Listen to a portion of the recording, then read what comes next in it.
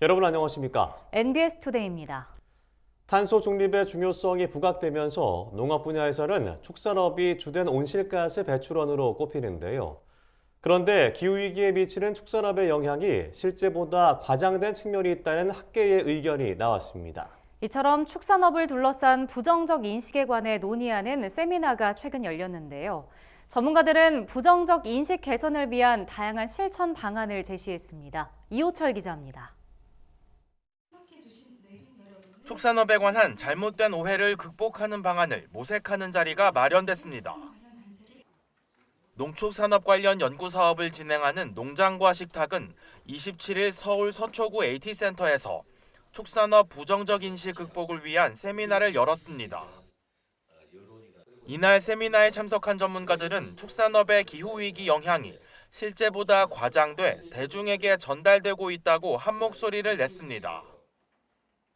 이상석 순천대 교수는 축산농장에서 발생하는 메탄가스는 시간이 지나면 광합성을 통해 사라진다며 축산업이 기후변화에 미치는 영향은 미미하다고 말했습니다. 우리가 축산업에서 많이 나오는 메탄이라고 하는 것은 약 12년 정도가 되면은 다시 광합성을 통해서 이렇게 분해가 돼서 원상대로 사라져 버립니다. 영향은 그렇게 적다는 것이죠. 결국은 축산이 갖고 있는 그 메탄이라고 하는 부분들은 자연적으로 나더라도 일정한 수준을 유지하게 되면 자연적으로 감소가 이루어지기 때문에 환경 오염원이라는 오명과 달리 축산업이 환경 정화 역할을 수행하고 있다는 주장도 나왔습니다. 주제 발표를 맡은 농장과 식탁 관계자는 식품 산업에서 발생하는 다양한 부산물이 가축의 먹이인 사료로 활용되고 있다며 축산업이 각종 식품 폐기물을 처리하는 환경 정화 역할을 수행하고 있다고 강조했습니다.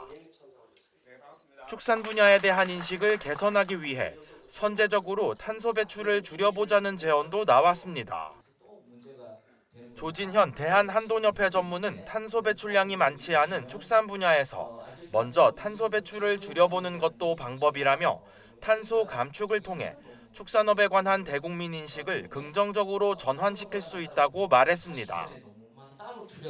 우리가 먼저 줄여버리는 게 오히려 더 그러니까 역으로 우리의 악조건을 기회로 만들 수도 있다는 거죠. 차라리 얼마 되지 않는 것 좀 줄여갖고 축산이 제일 잘 줄인다, 제일 잘했다. 일찌감치 그냥 국민들한테 튀어버리는 것도 하나의 방법이라 생각을 하는데 축산농장에서 발생하는 탄소를 에너지원으로 활용하자는 의견도 나왔습니다.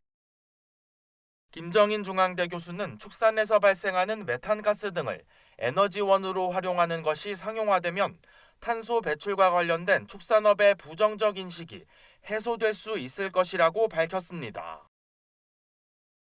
대구나 이런 데서는 이런 찌꺼기에 대한 부분들을 이용해서 메탄을 만들어서 발전소를 하는 건데 이거를 다 전반적으로 바이오매스라고 합니다. 그래서 이런 바이오매스 기술에 대한 부분들하고 같이 연결해서 신재생 에너지에 대한 부분들을 같이 나가는 부분들이 한편 세미나를 주관한 농장과 식탁은 이날 논의된 내용을 토대로 축산업의 부정적 인식을 해소할 수 있는 다양한 콘텐츠를 제작해 나가겠다고 밝혔습니다.